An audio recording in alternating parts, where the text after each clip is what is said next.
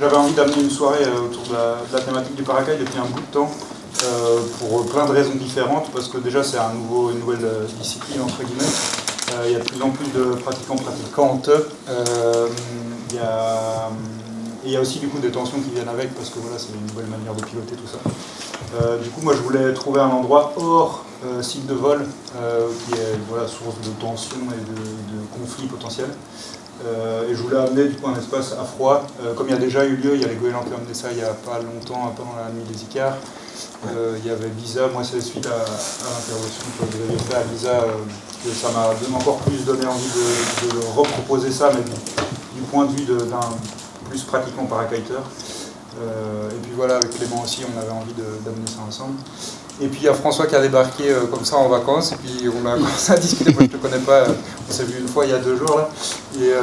Et toi du coup tu es plus passionné de parapente depuis belle lurette. Tu es en vacances ici, et du coup on s'est dit ce serait peut-être l'occasion, enfin tu as été aussi un déclencheur pour impulser cette soirée-là. Toi tu es conseiller en mini-voile à la FEVL, formateur de moniteurs et monitrices, gérant de la marque de Levelwing aussi. Déjà merci d'être là, parce que c'est merci à vous. Merci aussi à vous d'être là, parce que on est quand même pas mal nombreux, et ça fait plaisir sur ce sujet qui pour moi est important, parce que je vois le camp en paracaille et que j'ai envie de désamorcer des tensions. Enfin moi je crois que je viens là, je crois que j'ai besoin d'avoir des espaces d'échange comme ça, dans ma vie en général et dans cette pratique-là aussi. Voilà, ça m'est propre, et peut-être que vous partagez ça aussi, vous êtes là, j'imagine. Donc merci à Simon et à Clem et à Alizé surtout qui m'ont mis au courant de certaines tensions qu'il y a sur certains sites. En fait moi-même j'ai été témoin depuis des années de comportements, même avant que le parakite soit là, de communication un peu bizarre entre les pratiquants quand on était avec des mini-voiles dans du vent fort ou des choses comme ça, soit. Et puis du coup, il y a une semaine en arrière, même 10 jours à peine, hein, je crois, Alizé, en parlant avec Simon et Clem, m'ont demandé si on pouvait faire un truc comme ça, enfin se regrouper pour échanger. Du coup, moi je suis bénévole, je suis en vacances. Et donc bien sûr j'ai dit oui, mais au début je pensais qu'on allait se retrouver autour d'un verre et discuter. Et puis là maintenant il y a une caméra, il y a un projecteur, etc. Alors du coup quand j'ai vu que ça prenait cette tournure un petit peu plus formelle, j'en ai parlé à mes collègues à la fédération, qui sont les conseillers techniques nationaux, en charge des mini-voiles ou en charge de la communication, etc. Donc eux, ils ne peuvent pas être ici ce soir, mais ils seront au courant de ce qu'on s'est dit. On n'a pas préparé grand-chose, mais au moins on est là et on va pouvoir parler de certains sujets, quoi. Voilà. Je commence pas par égocentrisme, juste pour donner la situation. Moi, ça fait 40 ans que je vole. Et j'ai l'impression d'être un petit peu, puisqu'il me reste encore un petit peu de mémoire avant de la perdre, d'être un témoin de toutes ces années-là. Je pense que la plupart d'entre vous aussi ont leur histoire et leur mémoire. Et donc on a tous des choses à dire à ce niveau-là. Moi, il se trouve qu'au fur et à mesure de ma jeunesse et de mon parcours dans le vol libre, j'ai toujours été un petit peu témoin et j'ai toujours subi un petit peu l'arrivée des nouvelles activités. Et pourquoi je dis subi ? Parce qu'en fait, au début, quand on était parapentiste dans les années 80, c'est les dentistes qui nous voyaient mal et qui nous parlaient mal. On venait les embêter sur leur spot. Il n'y en avait pas tant que ça à l'époque. Mais j'ai pu voir ça. Et j'étais assez jeune. Les années 90, ça s'est à peu près bien passé, mais l'accro a commencé à être là. Et à la fin des années 90, jusqu'à ce que la direction technique de la Fédé commence à prendre le sujet un petit peu en compte, c'est pareil, on était super mal vus, on était dangereux, etc. Le speed riding est arrivé, les mini-voiles, le speed flying est arrivé. Ça a été un petit peu la même chose, on arrive sur des spots. Et puis, on se prend le même genre de critique, parce qu'en fait, c'est effectivement, comme l'accro, c'est un peu impressionnant, ça va vite, etc. Et donc, ça dérange les habitudes des pratiquants Voilà. Même sur nos spots à nous, chez nous, nos spots locaux, c'est des choses qui arrivent. Voilà, speed riding, speed flying, et puis maintenant c'est le parakite depuis quasi 4 ans, et ça arrive de plus en plus. Et en général, à l'avance, on ne peut pas prévoir ce qui va être une grosse évolution dans le milieu en général, ou une révolution, etc. Mais globalement, à chaque fois qu'il y a une nouveauté qui arrive, on est un petit peu confronté au manque de connaissances de certains, au manque de respect d'autres. Et puis, tant que c'est nouveau, tant qu'on ne connaît pas, en général, quand on ne connaît pas, on refuse un peu, quoi.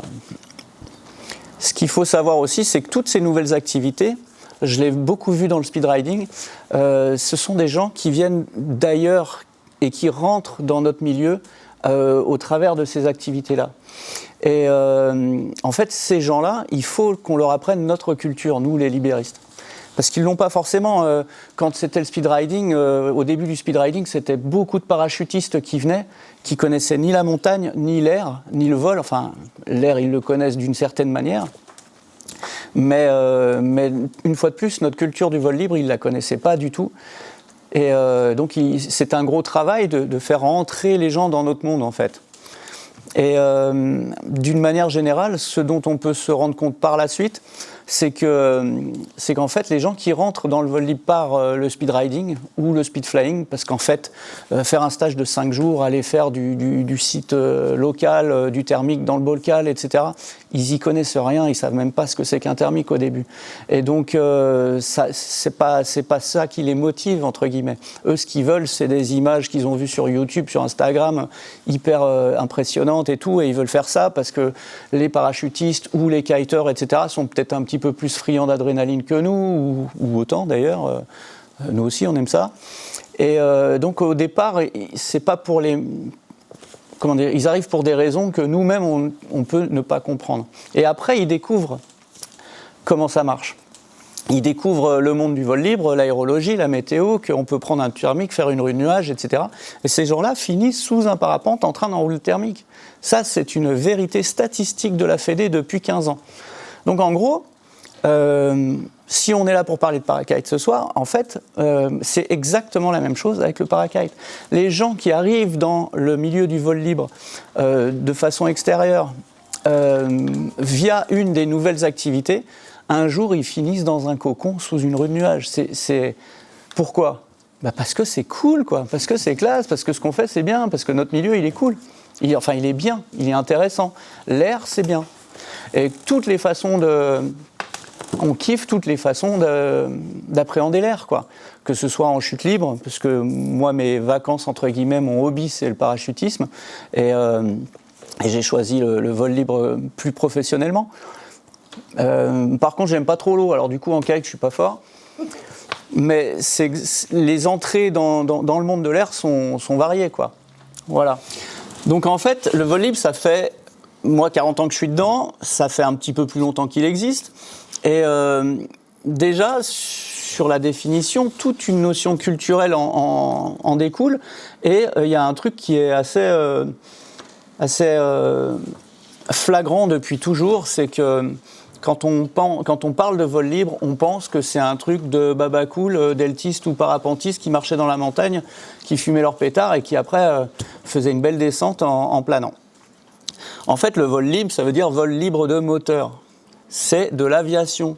On fait ce qu'on fait nous, c'est de l'aviation. C'est juste de l'aviation légère et sans moteur. Donc, parmi toutes les formes d'aviation légère, il y en a différentes avec différentes fédérations. Il y a le paramoteur, c'est la fédération du LM. Il y a du LM 2 axes, 3 axes, pendulaire, etc.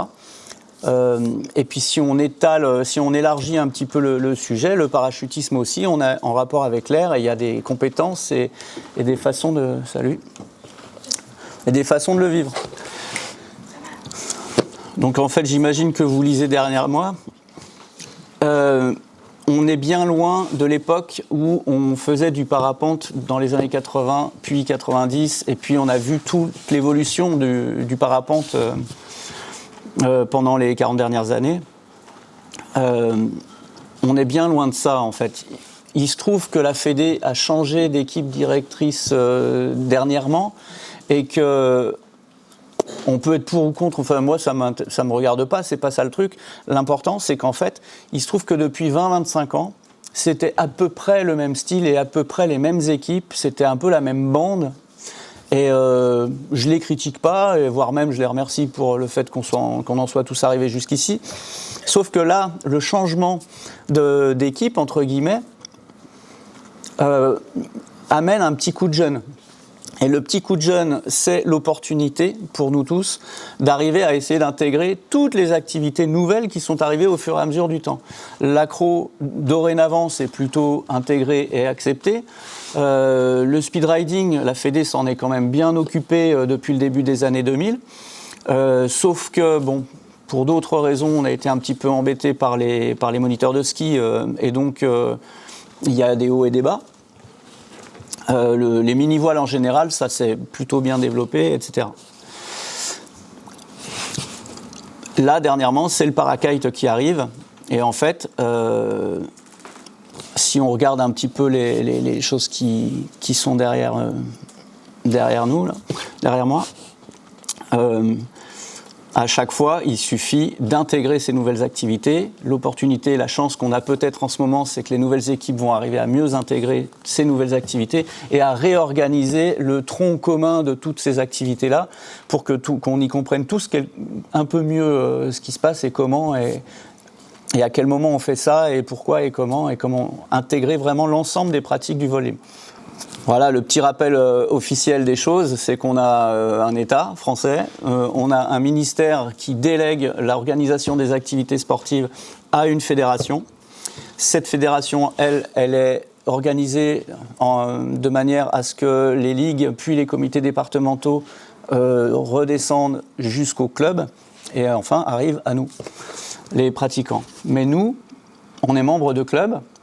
Les clubs organisent la pratique de manière locale, sont en contact direct avec les différents acteurs locaux. Et donc en fait, s'il y a des directives, s'il y a une culture générale à infuser, c'est bien dans ce sens-là que ça descende. Et puis aussi dans l'autre sens, nous, qu'on fasse remonter les infos d'une manière générale. C'est pas une hiérarchie, c'est pas des choses comme ça. C'est le fait qu'en fait, on est 45 000 en France. On fait tous partie d'un milieu, d'un groupe de gens. C'est une communauté, et cette communauté, il faut bien l'organiser. Soit on est complètement sauvage et réfractaire à tout, et puis on n'en a rien à foutre de tout, on fait juste en pensant à nous. Et ça peut poser des problèmes éventuellement. Soit on essaye d'être ensemble et de partager ensemble pour que ça se passe le mieux possible.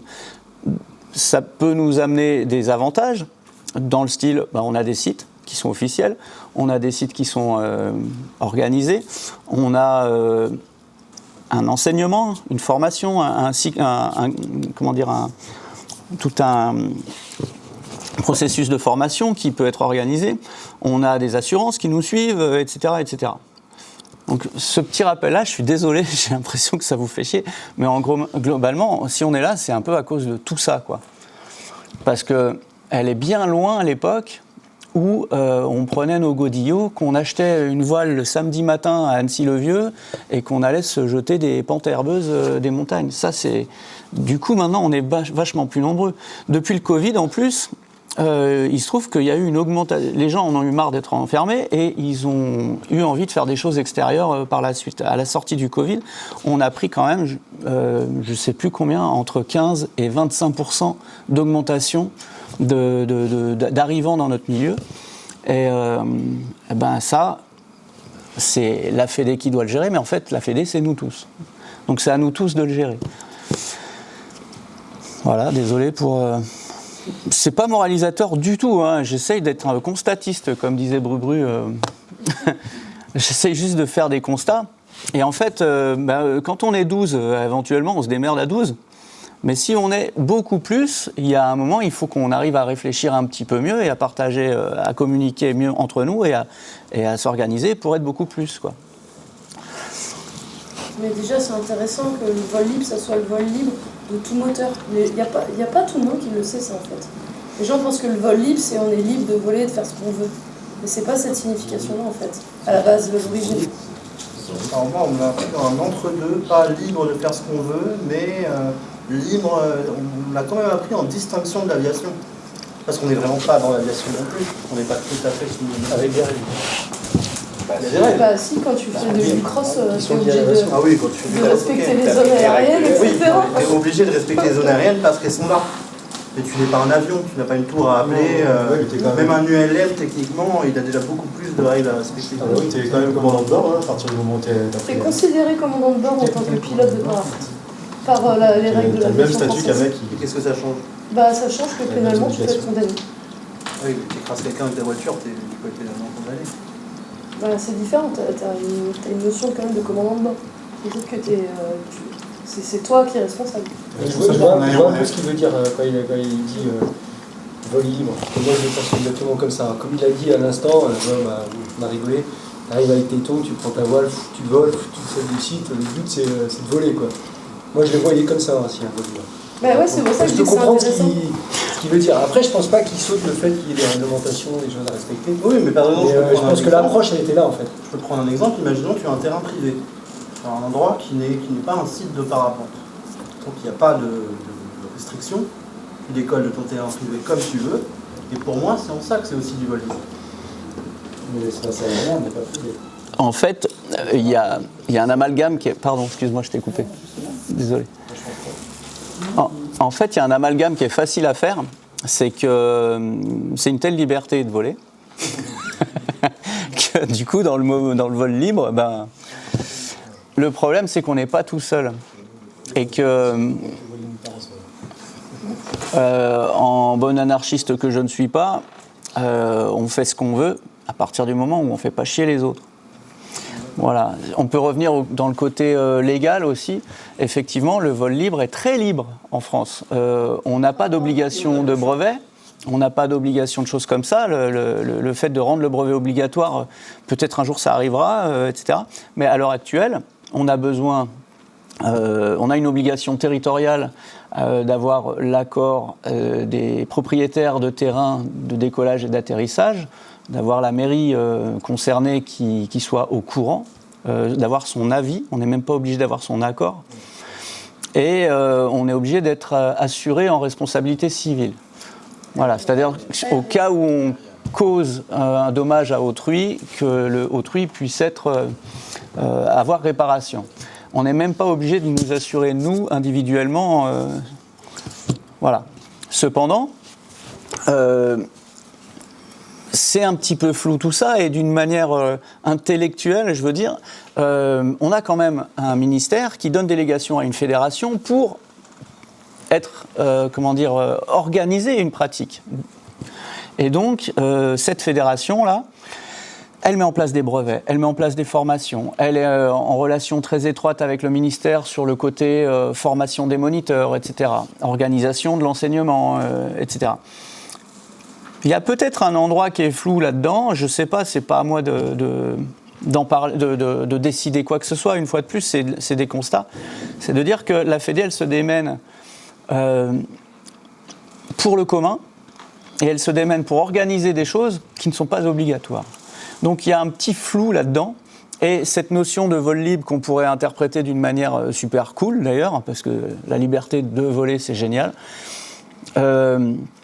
Peut-être que les professionnels, eux, ils le voient moins bien, parce qu'ils ont affaire à des gens qui viennent, qui commencent une formation, qui ne la terminent pas, qui ne la continuent pas, des choses comme ça. Peut-être qu'on a affaire à nous-mêmes à être une population de gens qui avons une formation relativement personnelle, des choses comme ça. Donc on est effectivement vachement moins cadré que dans d'autres fédérations, que dans d'autres activités aériennes, que ce soit l'ULM, que ce soit le parachutisme, etc. Bon, c'est de la philosophie au bout d'un moment, mais voilà, le fait est que, pour le coup, je dis à nouveau merci à Simon et à Clem et à Lisée, parce que quand on a un sujet important qui est donc le parakite qui arrive, une des nouvelles activités du vol libre, déjà il faut faire comprendre à plein de vieux et là je vais vous préciser pourquoi je dis ça, à plein de vieux, qu'est-ce que c'est que ces nouvelles activités. Donc en fait, une fois j'étais en recyclage BE, et il y a un champion du monde de parapente qui ne comprenait pas ce que je foutais là, alors que bon, je suis quand même parapentiste, moniteur de parapente, directeur d'école, etc. J'ai été en équipe de France dans les années 90, etc. Enfin, soit. Et le mec, il me dit, mais ça sert à quoi votre truc? Et là, il parlait du speed riding à l'époque. Et là, je l'ai regardé, je lui ai dit, mais ça sert à kiffer, mec. Et toi, ça sert à quoi, tes compètes? Ça sert à kiffer aussi. Donc, en quoi les nouvelles activités doivent subir des discours infériorisants ou dénigrants de la part de ceux qui sont là depuis éventuellement avant ou qui font une activité plus ancienne éventuellement. Mais en fait, on a tous cette culture-là. On a tous fait du parapente avant d'aller faire du speed riding. On a tous fait du parapente avant d'aller faire du base ou je ne sais quoi, en fait. Donc, cette culture-là, bref, je crois que j'ai fait le tour. Elle existera toujours. Elle existera toujours, mais le but de ce genre de soirée, c'est de dire, bon les gars, le vol libre, c'est ça, c'est tout ça. Et maintenant, comment on fait pour réorganiser un petit peu tout ça et pour cohabiter tous ensemble en fonction des conditions, des spots, sous la responsabilité des clubs locaux, comment on échange avec tous les membres de clubs, etc. Voilà. Parce qu'il y en a pas des qui sont les gardiens de la loi et les autres des terroristes. Ça n'existe pas, en fait. Voilà. Une des manières d'essayer de réorganiser un petit peu le vol libre et de faire accepter toutes ces nouvelles disciplines, ce serait éventuellement, et ça c'est un gros chantier sur lequel la Fédé est en cours à l'heure actuelle. Là, ce que je vous montre là, c'est pas ce qui va être. C'est une des pistes qu'on essaye de travailler à l'heure actuelle. Donc globalement, en fait, pour introduire et pour toutes ces nouvelles activités, pour essayer d'ouvrir la porte à tous les nouveaux arrivants dans le milieu, on peut essayer de visualiser ça un peu comme ça. Un mec qui est speed rider, il aurait un brevet de vol libre, option mini-voile et spécialisation speed riding. Voilà.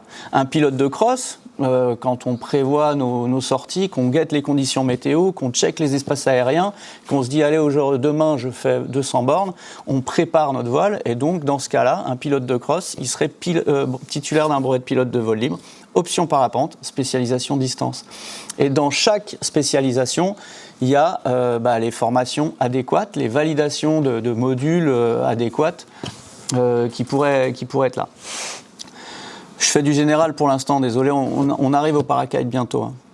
Je ne sais pas ce que ça donnera parce que moi je ne suis pas décideur, je suis juste dans les groupes de travail et puis on réfléchit. Voilà. Et j'espère qu'ils vont décider vite et j'espère qu'ils vont décider bien.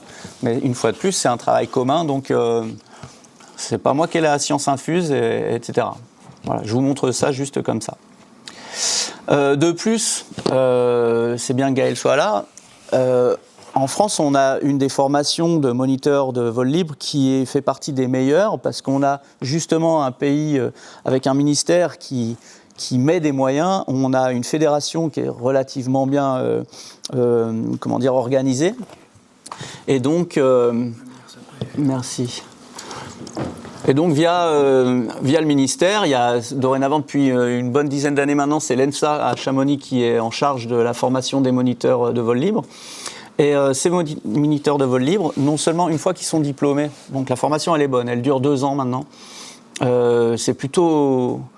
La plupart de ceux qui vont la faire, ils disent qu'ils se font chier parce qu'ils passent beaucoup de temps à parler de beaucoup de choses qui ne leur semblent pas très importantes éventuellement. Mais globalement, la culture du vol, elle est quand même bien traitée pendant ces 2 ans de formation. Je crois qu'on est le seul pays au monde avec une formation aussi longue et aussi complète. Et une fois que les moniteurs sont brevetés, qu'ils sont diplômés, il y a des recyclages, soit, et en plus, il y a des spécialisations. Et donc, il y a des qualifs, des unités de compétences pour faire éventuellement pour enseigner du civ, pour être entraîneur cross, pour être treuilleur, etc. Speed riding c'est pareil, mini voile c'est pareil, ça existe, ces qualifs-là ils existent. Et ben voilà, finalement, avec tout ça, on devrait quand même arriver à se débrouiller et à s'organiser correctement pour qu'on soit tous, in fine, contents sur les sites et qu'on se fasse des sessions bien cool sans se bouffer le nez les uns les autres. Et pour ça, éventuellement, il suffit de s'organiser. Je pense que quand on est président de club ou élu de club, etc., c'est une question d'organisation en fait. Alors là, on est là pour en parler justement, hein. Il y a quand même des difficultés, évidemment, et on va essayer d'en parler. Un petit rappel sur les disciplines du vol libre. Bon, le delta, on connaît tous. Le parapente, on connaît tous. On sait qu'il y a des disciplines spécifiques, PA, distance, voltige, alpinisme, vol rando, etc. Et puis voilà, c'est quand même bien plus large comme expression du vol en parapente qu'il y a 40 ans en arrière. Et alors, depuis le début des années 2000, il y a les mini-voiles. Le speed riding à ski qui est arrivé au début des années 2000, là, en Bretagne, c'est sûr que c'est moins le sujet, mais dans les Alpes, sur les domaines skiables, c'est un très gros sujet. Le speed flying, ici, sur les côtes, on n'en a vu que le vol dans le vent fort. Et puis dernièrement, le parakite qui a quand même amené quelque chose de nouveau dans le fait de voler dans des vents forts sur les côtes. Alors le parakite, c'est effectivement quelque chose d'assez nouveau. C'est quelque chose qui dérange souvent parce que soit ça impressionne, ça fait peur, soit ça gêne. Dans tous les cas, ça dérange l'organisation habituelle de nos façons de voler. Nous, en parapente, on vole jusqu'à certaines vitesses de vent, force de vent. Puis quand on commence à être tanké sur l'accélo, il y a un moment, on va se poser, c'est trop fort pour nous. À partir de ce moment-là, globalement, et selon les tailles et les charges à l'air, il se trouve que le parakite, ça peut apporter vraiment un truc en plus. Ça apporte dans tous les cas une dimension supplémentaire parce que c'est capable de voler dans des vents plus forts. C'est un système, c'est un équilibre entre le profil et le système de pilotage qui nous permet d'avoir non seulement accès à des forces de vent plus fortes, mais aussi à une utilisation de l'espace en 3D, des trajectoires qui sont différentes, et puis ce petit principe du D-Power qui nous permet une manipulation au sol qui est éventuellement facilitante. On va plus faire des décollages en bouchon, se faire arracher, des choses comme ça. Donc jusqu'à un certain point, les parakites, ils apportent quelque chose de nouveau. Le parakite, on dit que c'est un système de pilotage qui est différent, oui, mais il est vraiment couplé avec le profil qui va au-dessus. En fait, c'est dans l'autre sens que ça a démarré. Il y a en 2015, le patron de Skywalk, je travaillais pour une boîte à l'époque qui était en relation très proche avec eux, et le mec nous amène un proto. Et il me dit, tiens, faudrait que tu essayes ça. Ça, c'est un truc... c'est Armin, le gars de la branche kite de chez Skywalk, qui s'appelle Sky Surfer, qui nous parle de ça depuis longtemps. Il nous tanne pour qu'on lui fasse des protos. Voilà, on en est là, etc. Et il me dit, tiens, essaye, mais par contre, touche pas aux freins, parce que c'est un profil réflexe. Et si tu touches les freins, elle va te tomber sur la gueule. C'est fou, c'est mort. Donc, tu ne pilotes qu'aux arrières. Et à l'époque, donc en 2015-2016, il se trouve qu'il partageait le fait qu'il avait un problème avec ça et qu'il cherchait des solutions techniques. Et donc, je me suis souvenu du système Antoine Montan qu'on avait fait en speed riding dès 2005. Donc Antoine l'avait fait sur des élévateurs à deux branches, à deux lignes, parce qu'on était beaucoup sous des parachutes à l'époque. Et ensuite, c'est Johan Castagnoli et Vincent Refait qui ont bidouillé le système pour l'adapter à 3 branches. Mais enfin, finalement, le système s'appelle le système Montan depuis cette époque-là. Et en fait, je lui ai filé une paire d'élévateurs à harnais en lui disant ça, c'est un truc qui pourrait te permettre de ne pas toucher au frein et d'agir vraiment sur l'assiette de l'aile du profil pour... voilà, il est parti avec, je n'ai aucun mérite à ce niveau-là, je lui ai juste filé le truc et eux, ils ont bossé. Comme quoi, pour vous dire, entre 2016 et 2022, il s'est passé beaucoup de temps jusqu'à ce qu'ils sortent la moustache. Et ils ont réussi à trouver la façon d'adapter un système de pilotage qui corresponde au profil qu'ils mettaient dessus. Donc, il faut bien prendre en compte que le Parakite, c'est pas un profil ou un système de pilotage qui est différent, c'est vraiment la combinaison des deux. C'est parce que le profil qu'il a fallu réfléchir au système de pilotage. Et ces systèmes de pilotage non classiques qu'on a sous nos parapentes à l'heure actuelle, il y en a déjà eu d'autres au début dans les années 80 et même jusqu'au milieu des années 90, on pilotait sous des sellettes de pilotage. Nos élévateurs à avant, etc., étaient branchés sur la planche de la sellette. Donc le devant-devant, le derrière-derrière. Des fois, c'était 2 points et quand on a commencé à avoir des 3 lignes, etc., enfin plus de ramifications, on avait une barre avec toutes les suspentes connectées dessus et on pilotait, on modifiait le calage du profil, enfin l'assiette du profil ou l'incidence en vol en bougeant comme ça d'avant en arrière. Ça existait, mais ça n'existe plus parce que ça amenait aussi d'autres problèmes. Quand tu te prends une fermeture et que ça te fait tomber d'un côté, du coup ça accélère la voile, ça ne va pas arranger la réouverture, des choses comme ça, quoi. Sinon, peut-être que certains se souviennent du système cage. C'était un système de pilotage delta sous un parapente, globalement. C'était un deltiste qui avait imaginé ça. Alors lui, il voulait plus s'embêter à monter son delta pendant 3/4 d'heure, 1 heure, etc. Donc lui, il avait fait ce système-là. Il voulait avoir un système de pilotage comme ça. Donc tout son suspentage était sur un espèce de carré. Et lui, il était pendu à 1 point sous son carré. Et il pilotait comme ceci. Et il intervenait sur son profil de la même manière. Soit comme ça, soit comme ça. Ça n'existe plus non plus. Donc en gros... C'est le temps qu'un le volant. Ouais. Mais ça a duré un certain temps. Et ça a eu des adeptes. Super rigolo. Ouais. Il volait encore 1 an au bus avec l'inventeur là, et il vole encore avec. Ouais. Bah ouais. Quelques-uns encore à voler, mais c'est De moins en moins. Bon bref, du coup, les systèmes de pilotage différents, ça a déjà existé. Et ok, là, on en a un nouveau qui arrive, mais on va pas le rejeter. On va essayer de comprendre comment ça fonctionne et essayer d'en tirer la substantifique moelle. Parce qu'au final, on est tous là pour kiffer. Donc s'il y a du kiff à en tirer, on va essayer de comprendre comment le faire, etc., quoi. Bref, dans tous les cas, ça demande beaucoup d'intérêt. Ça demande de s'y intéresser et ça demande de le comprendre. Et c'est effectivement un apprentissage spécifique. Et avec un peu de chance, on va être de mieux en mieux informé, formé et organisé dans les temps qui viennent pour pouvoir s'adapter à ces nouvelles pratiques. On en a déjà parlé, mais c'est quoi un Parakite ? C'est un profil réflexe qui a été introduit dans le vol libre, enfin surtout dans le vol moteur dans les années 90. C'était une marque qui s'appelait Paramania, c'était un designer qui s'appelait Campbell Jones, qui a ramené des profils réflexes pour la première fois dans le paramoteur. Sachant que dans le paramoteur, encore à l'heure actuelle, ils ont le même problème.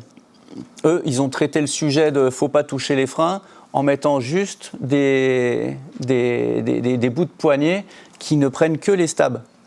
Parce qu'ils savent très bien qu'ils peuvent avoir des fermetures massives s'ils défont la forme du réflexe, en fait. Un profil réflexe, c'est d'une la forme qui crée cette autostabilité et ensuite un centre de poussée et un centre de gravité qui est placé exactement au bon endroit pour rendre effectif cet effet-là. Il se trouve qu'un profil réflexe, ce qui est un petit peu contradictoire, mais on pique très fort avec des profils réflexes. Les Parakites piquent très fort, mais globalement, un profil réflexe, ça remonte tout le temps ça remonte tout le temps vers le haut. Et ça a un avant du profil qui est sur des angles relativement cabrés. Et donc, en fonction de là où on met le poids dessous, ça va rendre la chose hyper solide. Si jamais ça veut tomber, se déformer, dépressuriser, etc., ça n'aura qu'une envie, c'est de remonter tout le temps. Et c'est en ça que le Armin de chez Flysurfer avait eu l'idée de dire mais on va pouvoir exploiter ce genre de profil-là, ça sera quand même vachement plus solide. Et donc maintenant, si on y met le système de pilotage qui va avec, ça rend la chose, ça rend la révolution possible, comme ils ont dit il y a 4 ans. Donc voilà pour le principe. Le type convexe, ça n'existe plus du tout. Pour ceux qui ont connu les années 80, il y avait un modèle de chez ITV qui s'appelait l'Al-Nahir, qui était encore sur des profils creux. Et c'était génial pour monter en thermique, parce que c'était un vrai parachute qui volait très lentement, etc. Par contre, ça n'avait aucune vitesse et surtout, c'était hyper fragile. La plupart des parapentes que l'on vole tous à l'heure actuelle, ce sont des profils biconvexes. Parce que on arrive à avoir un régime de vol, on arrive à avoir des finesse max Brao, entre guillemets, à des régimes de vitesse suffisants. Bon, comme on a déjà dit, un profil réflexe, ça n'aime pas être déformé. Voilà, donc d'où la réflexion par rapport à ce système de pilotage. C'est pour ça qu'avec ce système, dorénavant, on a l'impression de voler en 3D, parce qu'on a des ressources bien plus conséquentes, on a des abattés qui font beaucoup moins peur, même si au départ, il faut s'habituer à les laisser plonger et surtout ne pas toucher le profil pour ne pas le déformer, pour pas qu'il ferme, et c'est là où il est le plus résistant, etc. Mais globalement, ça apporte quand même vraiment des choses, en termes de vitesse, en termes d'utilisation de l'espace, de trajectoire, etc. C'est quand même un truc de ouf. C'est beau la technique. Donc le para-kite, on en a déjà un petit peu parlé. À l'origine, effectivement, il y a une quinzaine d'années, on avait des gens qui bidouillaient des kites et qui cherchaient déjà ce genre de principe. Donc finalement, le Armin de chez Flysurfer, ça n'a été qu'une continuité. Et tant mieux. Moi, je trouve ça très cool. Et vu que ça s'appelle Parakite, on peut essayer de s'amuser comme Elliott sur l'eau, ou d'autres même. Donc pour éviter de toucher les freins, on est sur ce système de pilotage qui existe de différentes manières, mais globalement, c'est un petit peu comme ça que ça fonctionne. Brao, on a un angle qui est très raide. Ce genre de profil accepte des vitesses de vent très fortes, on peut être très piqueur et plus on va vite, plus le profil est bien et plus il se tient. Donc c'est en ça qu'éventuellement ça peut être un petit peu surprenant pour nous parapentistes, parce que quand on est à fond d'accélérateur, on est toujours un peu en train de faire de l'huile. On est un peu sur des œufs, quoi.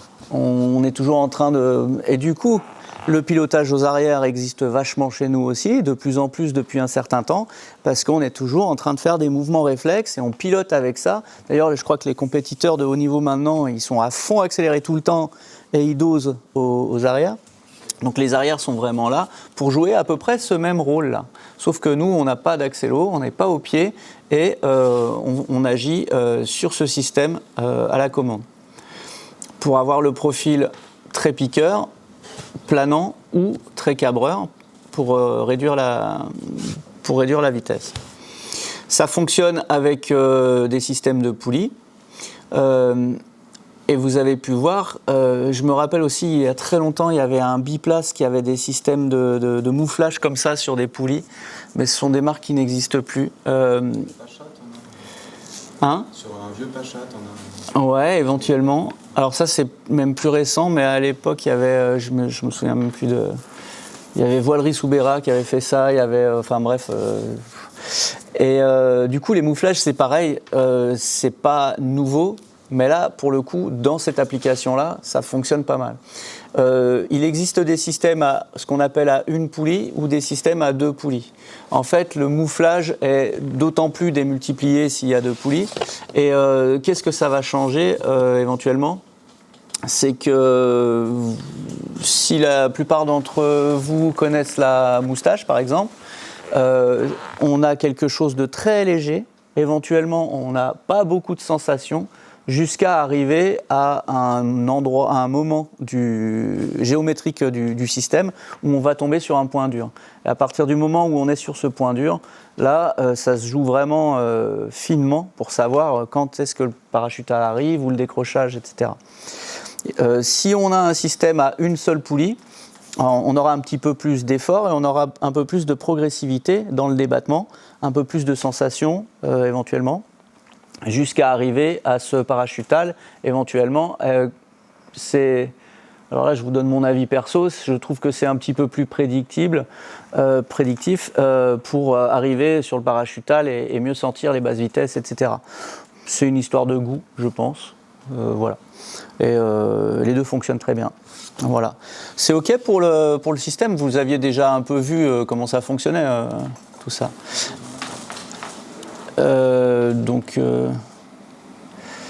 OK. Ah oui. C'est dynamique. Mais ça, on a vu. Voilà, les profils, on en a déjà parlé. Alors ça, c'est animé aussi, ça, je crois. Ouais, tu dois appuyer le junior. Wow. C'est moi qui ai fait.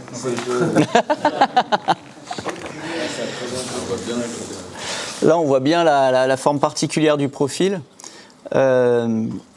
Il n'en faut pas beaucoup en aérodynamique et en mécanique des fluides pour avoir des comportements très différents. On voit bien que l'épaisseur relative du profil est centrée très très avant. Et on imagine par conséquent, logiquement, on imagine bien où le pilote va se situer, quoi. Merci à toute l'équipe informatique de Nibiuk pour... Bon, alors, effectivement, il y a une vraie différence avec nos parapentes, qui, eux, sont centrés complètement différemment, avec des profils complètement différents. C'est cette espèce de côté indestructible, entre guillemets, et je dis bien entre guillemets, où on peut s'amuser à faire ce qu'on appelle comment il appelle ça, Benny Kellin, le Parakite Tricks. Voilà, il appelle ça comme ça.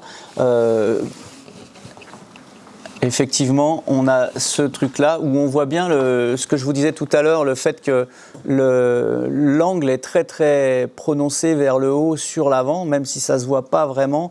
La voile n'a qu'une envie, c'est de ne pas fermer et de remonter. Elle n'a que cette envie-là. Et ensuite, avec le centrage du pilote dessous, la voile vient se replacer au-dessus du pilote, etc. C'est une question pratique. Comment ça se fait sur un parakite, quand tu es en montagne par exemple, quand tu fais ça, il y a ce profil réflexe qui est optimal, on va dire. Et du coup, comment ça se fait que l'aile n'a pas tendance à remonter? Tu es en chute. Alors après, il y a le positionnement l'équilibre de la forme du profil et du centre de poussée, du point pilote aussi, du centre de gravité.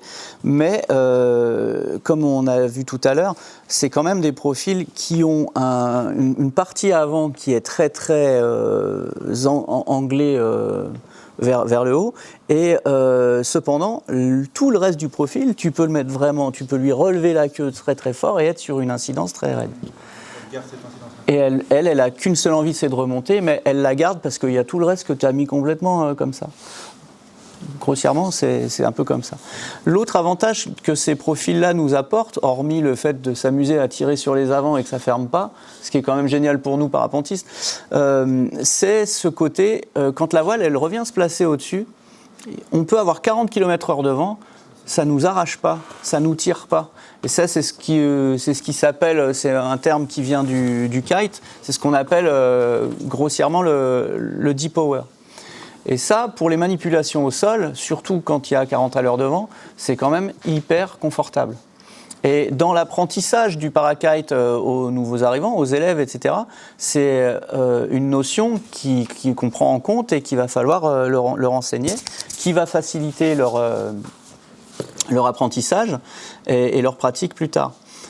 Ceci dit, en passant, quand on apprend le parakite, on fait en général 5 fois plus de travail au sol qu'en parapente. En parapente, on va avoir des bases et puis on va se mettre en l'air. Là, le but, c'est de jouer dans du vent souvent plus fort. Le risque, il peut arriver bien plus vite. Et donc, dans l'apprentissage, on va passer énormément de temps. Il y a des gens qui passent 5, 6, 8 jours au sol avant de se mettre en l'air. Et il y a des moniteurs qui en ont fait leur règle indestructible. C'est t'es pas bon au sol, tant que tu n'as pas validé ça et ça et ça au sol, tu ne vas pas en l'air. Et après, on découvrira le monde de l'air.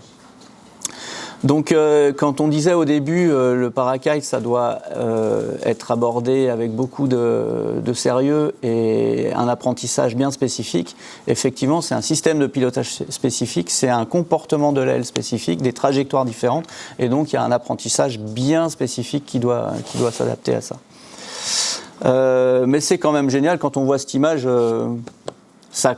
Quand il disait il y a quelques années c'est une révolution, bah ouais, effectivement, ça, nous, on n'avait jamais connu ça, et c'est quand même assez cool. Donc le centre de poussée adapté, la grande stabilité sur une plage d'angle plus importante, et ça permet de voler dans du vent fort et d'avoir une manipulation au sol plutôt facilitée grâce à ce deep power. Les inconvénients. Voilà. Et ces images-là, on en a de plus en plus, évidemment, parce qu'il y a de plus en plus de pratiquants, et vous en avez déjà vu d'autres en soaring côtier, etc. Un profil réflexe, c'est bien, mais ça ne fait pas tout. Parce qu'on en a déjà parlé, ça n'aime pas être déformé. Donc si on va déformer ce profil-là, on va se prendre des fermetures massives, mais ultra massives, qu'en parapente, on ne voudrait pas les avoir non plus. C'est le freinage sur le bord de fuite qui peut entraîner une fragilité extrême. Alors attention, là, j'en arrive à un point qu'on abordera à nouveau tout à l'heure. Un parapente, on le contrôle en général une fois par an, etc. Et si ça bouge, ça bouge un petit peu. Un parakite, si ça bouge, les effets peuvent être bien plus importants et bien plus éventuellement dangereux que sur un parapente. Un parapente qui commence à moins bien tourner, à vouloir savonner un peu plus, etc. quand on tourne, ou en basse vitesse, on chope le parachutal un peu plus facilement, etc. D'une manière générale, on s'en rend compte et puis on va faire ce qu'il faut. Un parakite, le problème, c'est quand on va arriver dans ce genre de réaction-là ou de comportement-là, des fois, c'est déjà trop tard et on peut se mettre une vraie grosse boîte. Le profil qui n'aime pas être déformé, là, c'est plus sensible qu'en parapente. Donc ça veut dire entretien, contrôle, suivi du vieillissement des matériaux et tout, vraiment plus serré, vraiment plus pointu. En plus, il se trouve qu'on a une marque qui a vraiment amené ça et qui est une marque bien leader sur ce genre de marché. Ils ont choisi le Dynéma pour leurs élévateurs. Alors là, c'est une petite aparté que je fais, désolé, mais ils ont choisi pour leurs élévateurs et pour leurs suspentes globalement du Dynéma. Le Dynéma, quand c'est en petite longueur, ça bouge pas, ça va, c'est très raisonnable. Le Dynéma, c'est du plastique, hein, c'est assez solide. Le problème, c'est quand c'est dans des grandes longueurs, on a du mal à le maintenir stable dans le temps. Et notamment les sangles des élévateurs, elles vont bouger. Pourquoi elles vont bouger ? Parce que sur ces profils-là, le poids, il est devant. C'est tout sur les A. Et derrière, il y a quand même des B et des C, quoi. Et en fait, eux, s'ils ne sont pas sollicités, s'il n'y a pas de poids dessus, ils ne vont pas vieillir de la même façon, ils ne vont pas évoluer de la même façon que les A dans le temps. Et donc, un Dynéma, quand il n'est pas sollicité, il se rétrécit, il se rétracte. Donc là, on se retrouve dans le temps avec des profils qui vont être cabrés, freinés, éventuellement même pas d'une manière progressive. C'est-à-dire que des fois, on a les baies qui se rallongent éventuellement. Pourquoi ? Dans l'équilibre, parce que les C se sont rétrécis. Vous voyez ? Des choses comme ça. D'une manière générale, le débattement qu'on a au frein, il ne va plus du tout être le même. On va arriver à des sensations de parachutal ou de décrochage plus facilement. Et ce n'est pas que ça. C'est que là, la solidité du profil, si le profil il est tiré plus que ce qu'il faut sur la ligne d'essai, une turbulence, il va moins bien lui résister. Donc on a des choses comme ça. On a vu des tas de vidéos de ce type-là où d'ailleurs, c'est comme le vol libre en général, le nombre de fois où ça se termine bien, c'est incroyable. Quand même, franchement, ça pardonne énormément le vol libre. On a déjà un petit peu parlé de ça.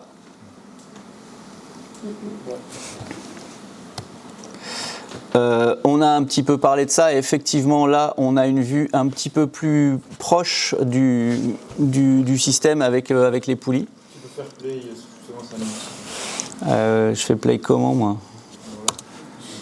Voilà. C'est Simon qui fait ça? Non, c'est Niviook. C'est Levelwings. Alors je suis désolé mais j'ai pas l'équipe informatique et graphique. Mais c'est pas mal. C'est pas mal. En gros, finalement, ce système de pilotage, c'est quoi? C'est faire par l'arrière ce qu'on fait par l'avant avec nos accélérateurs. Finalement, on fait ça, on joue là-dessus. Et on peut aussi le faire en positif. Finalement, un système de pilotage, c'est aussi un petit peu la même chose que si on pilotait aux arrières notre aile de speed flying. En speed flying, ça fait partie des degrés de formation, de la progression dans la pratique. Il y a un moment où on passe au pilotage aux arrières. Et en fait, on détrime la voile complètement, donc elle est piqueuse complètement, et on gère aux arrières pour le suivi de relief, pour le pilotage, pour attaquer, pour faire les ressources, etc. Ça nous donne aussi cette sensation de vol un petit peu en 3D. Sauf qu'on garde le pop du freinage classique pour l'atterrissage, ou etc. Mais dans le speed flying, on n'en était pas encore sur ce genre de profil-là. Et du coup, il y avait un petit peu la course au downsizing. C'est un peu comme dans le parachutisme. Plus t'en as une petite, plus t'es fort, quoi. Et parce qu'on avait besoin de beaucoup d'énergie pour avoir un rendement d'énergie, pour avoir une restitution d'énergie. Dans le parachutisme en swooping, c'est exactement la même chose. Ils vont sur des voiles très petites pour avoir une restitution d'énergie, emmagasiner le plus possible pour pouvoir la restituer par la suite. L'avantage, quand on était dans les avantages et les inconvénients du parakite, l'avantage du parakite, c'est que le profil et le système qui va avec ne nous obligent plus à descendre en taille autant qu'avant. Donc, quelque part, dans un certain sens, la sécurité, elle en est un petit peu améliorée parce qu'on n'est plus obligé d'avoir des ailes de 8 mètres carrés au-dessus de la tête. On peut faire exactement la même chose avec des 13 mètres carrés qu'avec des 8 en profil classique speed flying. Donc ça, c'est déjà, ça peut être un bon point aussi. En Bretagne, il y en a peu, en 8. En 13 aussi. La position neutre, eh ben, globalement, c'est le meilleur plané. La position cabreuse, ben, c'est des vitesses bien plus basses. Il se trouve que les parachutales, on va énormément les utiliser en parakite parce que puisqu'on ne peut pas faire les oreilles ou des choses comme ça, sur des parcours d'approche, sur une repose au déco, etc., on va plutôt compter sur les grands angles pour faire notre descente. Et on va jouer énormément avec le point de parachutale pour faire notre descente verticale de repose au déco. Donc dans l'apprentissage du parakite, le travail au sol est ultra important et il y a des tas d'exercices qui vont nous permettre de travailler au sol avant de se retrouver en l'air, toutes les positions et tous les angles. C'est OK pour ça? La position piqueuse, bon, on en a déjà parlé aussi. Et par conséquent, ça nous autorise à faire des manœuvres d'une amplitude bien plus importante qu'en parapente, jouer sur des piquets et des ressources assez extraordinaires, appréhender les abattés d'une manière bien différente qu'en parapente. On n'a pas de tempo à faire parce que justement, si on fait une tempo, on peut casser le réflexe et se la prendre sur la tête. Donc globalement, c'est des réflexes de parapentiste qu'on a qu'il faut désapprendre en parakite et réapprendre différemment. Donc, tu peux montrer, c'est vraiment visuel, c'est l'effet spinach. Il y a 200, il met bravo, il garde bravo. Aucune tempo. Et ça nous les met un peu comme ça, nous, quand on découvre. Hein. Donc c'est une façon de piloter qui est différente. Il n'y a pas de limite à ça, d'arriver à une telle abattée où quand même il faudra en mettre une grosse ou plutôt que pas du tout. Normalement, non. Si par contre si le suspentage a bougé ou les élévateurs ont bougé, là on peut commencer. Si c'est une vieille moustache ou une vieille voile qui a été malmenée, etc., parce qu'il n'y a pas que moustache, hein, il y a plein d'autres marques dorénavant, on peut éventuellement dire ouais, je ne vais pas y aller aussi fort que ça, quoi. Si la voile est bien neuve, etc., Normalement, t'as pas touché. logiquement et théoriquement, tu n'as pas à le toucher, quoi. Moi j'ai une petite question mécavol, je pense avoir la réponse mais je la pose quand même, c'est l'occasion. Justement sur ce type d'exercice-là, donc quand tu redonnes quelle part à piquer, tu sors d'une ressource, elle a un piqué plus prononcé que son vol stabilisé, on va dire bravo. Donc ce que je vais appeler l'arc de recouvrement, je ne crois pas dire de conneries, il y en a un aussi. Ouais. Et elle va finir par reprendre sa planète. Ouais. En fait, ce qui nous incite, moi le premier, à non pas faire une tempo, mais à freiner un peu cette abattée, c'est pas tellement la peur de prendre le bord d'attaque dans la gueule, c'est la gestion de tes angles et de ta trajectoire. Ben, là, typiquement, sur la vidéo qu'on voit, ça joue au mètre près, mais si la dune elle est 1 mètre plus haut, il est obligé de passer à la commande pour pas se taper le cul. Bien sûr, bien sûr. On parle bien de l'arc de recouvrement. Donc on est d'accord que toute voile, en profil réflexe, a cet arc-là. Plus ou moins selon les ailes, selon les modèles, selon les tailles, etc. Mais c'est pas pour autant qu'il faut qu'on s'interdise de toucher au frein quand on est en abattée. Je veux dire, il y a un moment... Il ne faut pas le faire trop tôt. C'est-à-dire que si tu viens de redonner bras haut, que là, le fait que ça parte très appliqué et impressionnant et que là, tu retangues fort, là, tu la prends sur la gueule. Il faut qu'elle ait le temps de reprendre de la vitesse. Alors que ce soit de l'avion, de l'hélicoptère, du parapente ou du parakite, puisque c'est ce qui nous... Il y a une notion de pilotage actif et il y a une notion de momentum qui est hyper importante. Ça, c'est quand même dans nos vies de pilote, c'est dans nos apprentissages de pilote. On ne fait pas n'importe quel geste à n'importe quel moment parce qu'on s'adapte à l'engin qu'on a. Et que ce soit un parapente, il va falloir qu'on respecte un certain rythme quand on fait du tangage ou du roulis. Avec un paracite, c'est aussi pareil. C'est la même chose. Ça s'apprend quand même, et c'est pas parce que ça a des qualités qui sont éventuellement impressionnantes et très différentes de ce qu'on connaît en parapente qu'on n'a pas un momentum à gérer. Après, en termes de pilotage actif, si tu vois que ton arc de recouvrement t'emmène 1 mètre sous le sol, en fait, tu vas agir. Et en fait, c'est des actions qui sont... c'est des ordres qu'on donne, c'est des impulsions qu'on donne de pilotage. Et donc, tu vas régler ton angle par un mouvement et tu relâches derrière. Des choses comme ça. Donc, tu n'as pas le temps, en termes de mécanique de vol, d'aller jusqu'à casser ton profil, mais tu l'as quand même remis sur l'axe que tu voulais, enfin, sur l'angle que tu voulais. C'est OK ? Ça parle ?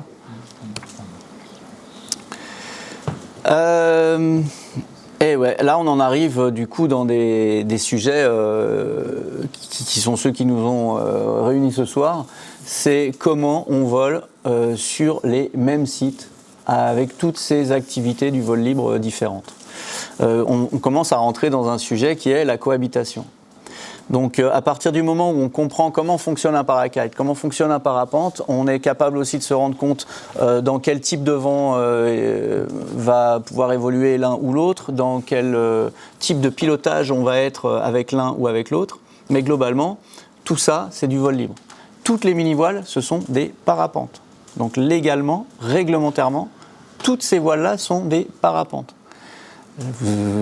Encore cet après-midi, là, je fais un vol de 55 secondes sur un spot où il n'y avait pas assez de vent, etc. Je vais me poser, les gens me disent « Ah, vous venez d'atterrir avec votre parapente ?» Ben oui, évidemment, bien sûr, c'est un parapente. Donc légalement, on est tous en train de faire la même chose.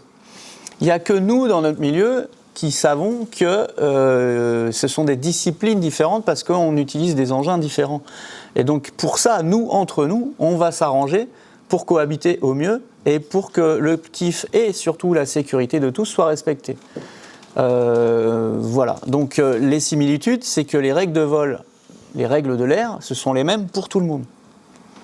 Les priorités, ce sont les mêmes pour tout le monde. Le respect des autres, ça me paraît être la base, en fait. C'est juste la base.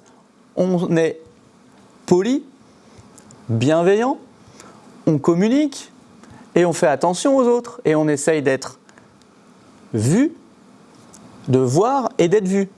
Et quand on est vu, on fait aussi attention à être compréhensible, que les autres puissent comprendre ce qu'on est en train de faire. Ça me paraît ça me paraît être la base, en fait. C'est la base de nos pratiques et de la cohabitation sur les sites.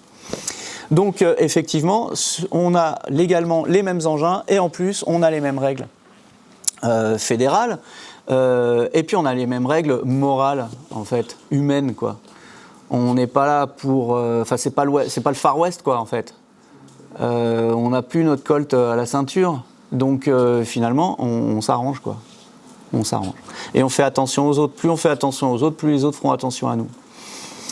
Désolé pour cette façon d'en parler, mais globalement, en fait, il y en a ras le cul de se bouffer le nez sur les sites, quoi. Il suffit qu'on se comprenne. Et après, à partir du moment où on se parle, où on communique, ouais, écoute, moi je suis super stressé parce que ça fait pas longtemps que j'en fais. Là, moi j'ai besoin d'avoir le déco, je suis pas trop sûr de moi, etc. Tu me stresses à faire des wagas devant le déco. Bah ouais, en fait, devant le déco, on n'y va pas, quoi, en fait. On va évoluer ailleurs. Parce que comme ça, on laisse les espaces dégagés pour ceux qui décollent et pour ceux qui viennent se reposer. Enfin, tout ça, c'est du bon sens, finalement. C'est pas... Il n'y a rien de spécifique, il n'y a rien de compliqué, quelque part. Je sais pas, j'ai l'impression que je suis trop babacool, là, je sais pas. On a quand même des trajectoires différentes. Ben, en fonction de nos trajectoires différentes et des évolutions spécifiques à chaque engin, l'idée, c'est que les autres sachent comment ça fonctionne, que les autres comprennent ce qu'on est en train de faire, et puis qu'à partir de là, et vice-versa, je veux dire, hein, que les parakiteurs comprennent comment ça marche un parapente et de quoi le parapentiste a besoin dans ses évolutions, etc. Bon, venons-en un petit peu aux priorités. Là, je voudrais juste... Est-ce que je peux faire un truc comme ça, retourner dans mon truc, Simon ? Non. Si je fais ça. Ça, c'est un... Genre, c'est là. Il y a un truc qui est pas mal, c'est que j'ai lu et que j'aime bien reprendre, c'est les priorités, elles se donnent, elles se prennent pas. C'est toujours dans le même état d'esprit on partage un espace et on est ensemble sur le même espace, donc on va faire en sorte que tout le monde kiffe et qu'il n'y en ait pas un qui soit dans le stress ou qui s'énerve ou qui ait peur, etc. Globalement, comment on peut faire ce genre de choses-là ? Là, j'en arrive à ça. Excusez-moi, je reviens un petit peu sur mon truc, après on retourne. Comme on en parlait déjà tout à l'heure, il y a beaucoup plus de gens qui volent qu'avant. De plus en plus. Et c'est tant mieux, parce que ça veut dire qu'il y a plein de gens qui sont cool et qui goûtent à ces bonnes sensations. Donc tant mieux. Il se trouve que par contre, sur les 20 dernières années, il y a eu statistiquement beaucoup moins d'ouverture de sites qu'avant. Ce qui est un petit peu normal, c'est que les bons spots, il n'y en a pas 500 000, etc. Du coup, on a tendance à se concentrer sur les spots qui marchent bien, ce qui est tout à fait normal. Mais du coup, par conséquent, on est plus nombreux sur les spots. Donc ça nous oblige à cohabiter. On a vu que les parakites évoluent dans des forces de vent qui sont potentiellement plus fortes que les parapentistes. Donc, d'une certaine manière, naturellement, à partir de 35 à l'heure, on va avoir beaucoup moins de parapentes en l'air et les parakites vont prendre le dessus et ils vont pouvoir s'exprimer plus facilement. Mais il y a quand même des forces de vent intermédiaires où c'est surtout là qu'il faut qu'on cohabite. Voilà, finalement, c'est un petit peu ça. Les considérations civiles de ça, c'est qu'avant d'être des parapentistes ou des parakiteurs, on est tous des hommes, des êtres humains, et on est tous des citoyens. Donc il y a une loi nationale qui existe. En termes civils, C'est-à-dire que le va te faire enculer, je te mets mon front dans ton nez, etc. En fait, c'est la justice qui s'en occupe, c'est pas à nous de nous en occuper. Donc globalement, si on est grand, adulte et intelligent, on n'a pas besoin d'en arriver là. Premièrement, ça c'est un truc que je tiens à dire, parce que je peux même en profiter, entre parenthèses, pour vous dire que, et bizarrement, moi je suis alpin, ok, j'ai volé dans plein d'endroits sur la planète, etc., ok. Et alors, depuis 8-10 ans que je viens beaucoup en Normandie, dans le Nord et en Bretagne, mais franchement, il y a un truc, je sais pas, c'est pas breton ça, je veux pas croire que c'est breton, mais j'ai vu des tas de moments qui étaient vraiment pas agréables. Genre, la violence physique. La violence physique. Un président de club dans le Finistère, quand une demoiselle, une jeune femme se pointe en 13 mètres carrés dans du vent fort, il fonce sur elle et il limite à la frapper. Non mais là, ça c'est du civil. On est d'accord. Ça c'est du civil. Il y a un moment, c'est au-delà du civisme, ça devient du civil, quoi. Après, c'est peut-être du civisme un jour d'aller lui foutre un coup de pression. Alors, si on veut faire les choses correctement, intelligemment, le mec est président de club. Le mec est un élu de club. Alors, le temps passe, l'époque évolue, etc. Un président de club, c'est des responsabilités d'abord. Et c'est se mettre au service de son club, au service du commun. Donc il faut vachement respecter ces rôles-là, parce que sinon on n'en a rien à foutre, on ne fait pas président de club, ni élu de club, et puis démerdez-vous, quoi. Donc il faut vachement respecter ces rôles-là, mais en même temps, il faut qu'un président... Autant les infos, elles doivent descendre de la Fédé au travers les ligues et tout ça, jusqu'au club, pour que l'ensemble des pratiquants soient informés, mais autant il faut que le président de club il soit conscient de son rôle et de ses responsabilités. C'est-à-dire que le président de club, il n'est pas là pour sanctionner, il n'est pas là pour faire la guerre, il n'est pas là pour se la raconter ou quoi que ce soit. Il est là dans un rôle qui est hyper important, qui est hyper dur à faire. Donc moi, je dis bravo à tous les présidents de club. Oui, j'en suis un d'ailleurs. Mais je m'en occupe pas trop, malheureusement. J'ai pas beaucoup de temps, il faudrait que je m'en occupe plus. La responsabilité de ce rôle-là de président de club, c'est de faire remonter les infos et surtout de participer à finir de faire descendre les infos. Donc on est dans un sujet là qui est quand même assez pointu, dans le sens où le président de club, il a aussi le tri à faire entre tout ce qui est du domaine civil, tout ce qui est du domaine sportif, tout ce qui est du domaine humain, organisationnel au niveau des membres du club, etc. Donc c'est pas un rôle évident. Au-delà des considérations civiles, bon, il y a un moment, le mec, il lui met un bourre-pif, il va se retrouver, enfin, si ça se passe mal, ça va se retrouver devant un juge. Ça, c'est la loi qui est comme ça, etc. Mais pour des considérations plus de notre milieu, c'est ce que j'ai déjà dit. La bienveillance, c'est la règle d'or dont toutes les autres doivent découler, quoi. Il y a un moment, on est tous là pour la même raison. C'est pour le plaisir. On est là pour se faire plaisir. On fait un loisir sportif, on fait un sport, on fait une activité aérienne. On l'a fait parce qu'on aime ça et parce qu'on est passionné. Donc, globalement, l'idée, ça serait ça. Ça serait qu'on ne va pas aller se bouffer le nez avec machin, parce que machin il a fait ci, parce que l'autre il a fait ça.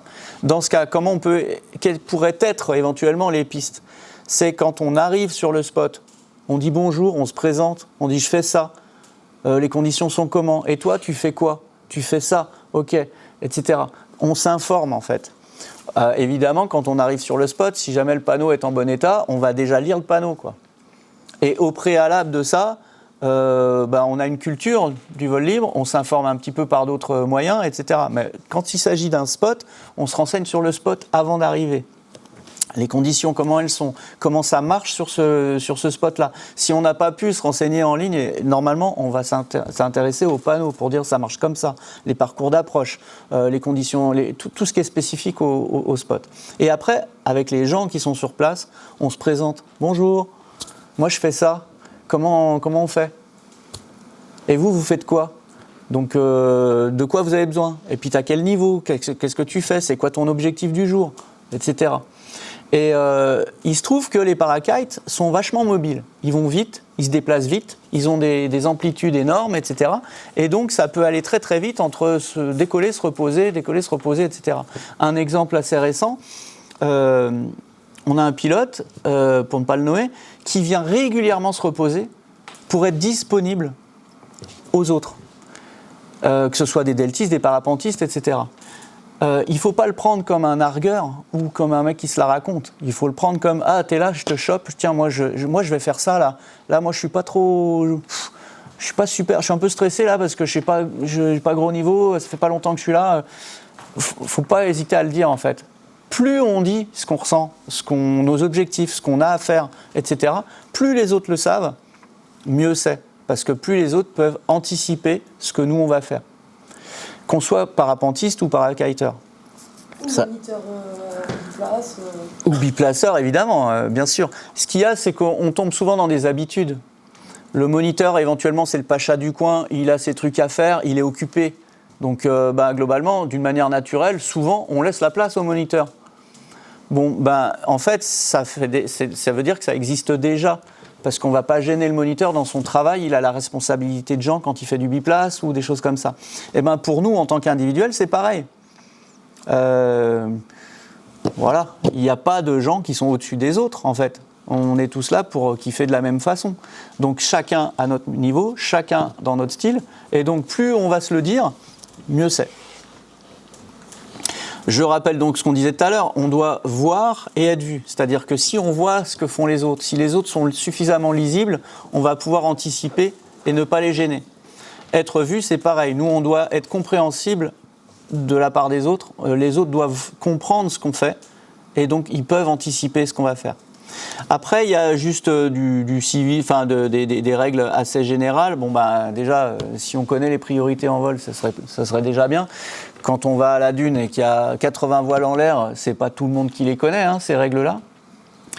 Donc, déjà, on a des choses, nous, à apprendre et à intégrer et à savoir bien pour pouvoir s'organiser tous ensemble. Question complètement naïve d'un gars qui vole en Bretagne. Les priorités, elles sont valables dans le monde entier, c'est la même chose par rapport à relief. C'est ce qu'on appelle les règles de l'air. Et finalement, des avions qui ont des trajectoires convergentes, c'est la même chose. Dégagement par la droite. Les règles d'abordage marines sont les mêmes. Voilà. International. International du vol. Alors là, j'ai une petite particularité. On est en parakite. On peut perdre 20 mètres ou gagner 30 mètres comme ça, en 3 secondes. Et dans notre façon de piloter, on s'en sert. Là, sur un relief comme celui-ci, le petit gars avec la voile rouge qui fait demi-tour pour ne pas doubler, en général, quand on est en air libre, on double par la droite. C'est aussi les règles de l'air. Le parakite, lui, il a des capacités qui sont différentes, il a des amplitudes qui sont différentes, donc effectivement, il va pouvoir, lui, se permettre de doubler par la droite. Si vous allez à la dune du Pilat, sur le carrousel, là, il se passe tout et n'importe quoi, mais globalement, on peut voir aussi des actions qui sont hyper pertinentes. Il y a un autre truc, c'est exactement ça, c'est qu'il y a un parakite qui peut doubler par en dessous. Donc, j'ai pas osé dire, je ne sais plus où je l'ai marqué, mais globalement, les changements de niveau, voilà. J'ai appelé ça changement de niveau. C'est-à-dire qu'un parakite, il peut passer de 20 mètres au-dessus de la crête à 20 mètres en dessous de la crête en 3 secondes. Il peut techniquement le faire. Et s'il a l'aisance technique, etc., il va pouvoir évoluer dans la zone un petit peu comme ça. Donc en ça, comme je disais dès la première phrase, dès le premier paragraphe, ça bouleverse nos habitudes. C'est-à-dire que nous, parapentistes, quand on voit un gars qui va 2 fois plus vite que nous, qui nous double par en dessous et qui nous fait une ressource par devant comme ça et tout, évidemment qu'on est stressé. Évidemment qu'on a envie de lui dire « Oh putain, mais qu'est-ce que tu me fais chier là, dégage, tu me fais peur et tu me gênes. » En fait, le mec n'est pas forcément en train de nous gêner. C'est juste que lui, il a une capacité d'évolution qui est un petit peu différente et qu'il peut se le permettre. Ce qui n'empêche pas qu'il faut qu'il soit lisible quand même. et qu'on puisse comprendre ce qu'il est en train de faire et se rendre compte que quand c'est bien fait, c'est pas un problème en fait. Ça, c'est dans les forces de vent qui forcent la cohabitation. Parce qu'à partir de 40 à l'heure, il n'y a plus de parapente en l'air, ils font ce qu'ils veulent. Et en dessous de 25 km/h, ils sont debout sur les freins, ils ne sont pas manœuvrables, pas forcément bien. Entre parakites, bien sûr, ouais. Puisque de toute façon, il y a un truc qui est clair et net. Si on regarde des statistiques de marché, le parakite, c'est l'avenir du vol libre. En termes de marché, je suis en train de parler là. Hein. Est-ce que théoriquement, philosophiquement, etc. Mais sur les bords de mer, en soaring, en vol laminaire, etc., c'est quand même un truc. En vol laminaire. Ouais. Ah oui, un truc, merci Gaël, un truc que j'ai pas dit depuis le début, c'est que le parakite, ce type de concept-là, ça a été imaginé pour du laminaire. C'est-à-dire du vol du côtier laminaire, du soaring laminaire.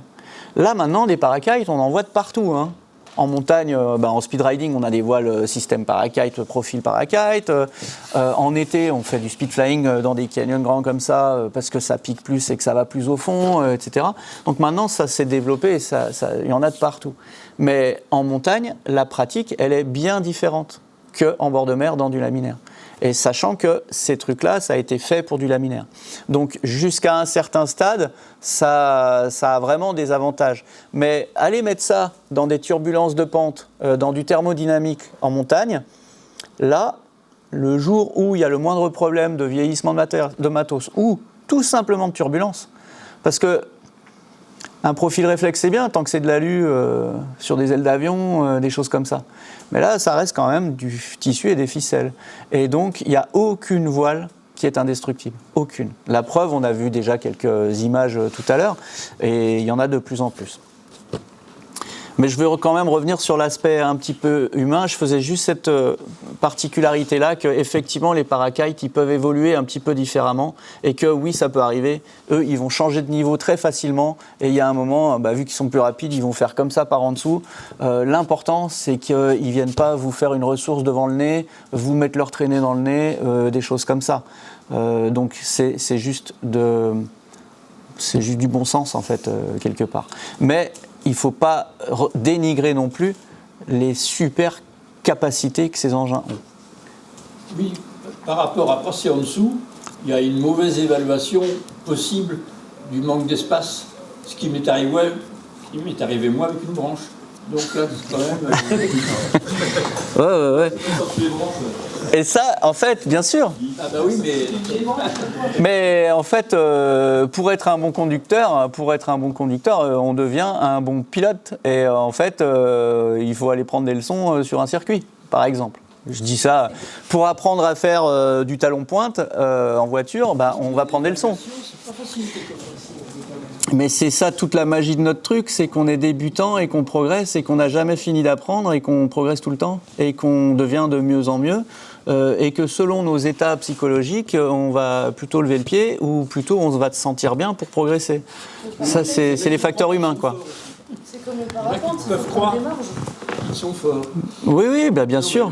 Ah, l'inconscient, c'est partout. Hein. Ça, dans ce monde-là, vous allez me le confirmer, j'imagine. C'est clair. Mais là, justement, on est dans des activités qui nous rapprochent éventuellement un petit peu plus des éléments. Je ne vais pas dire de la nature, mais si aussi. Mais surtout des éléments. Et du coup, c'est peut-être ça qui nous plaît aussi dans nos activités, c'est que ça nous travaille un peu la conscience, quoi. Et éventuellement, ça peut nous élever la conscience. Je ne sais pas. Enfin bref, là, je deviens poète. Ça ne sert à rien.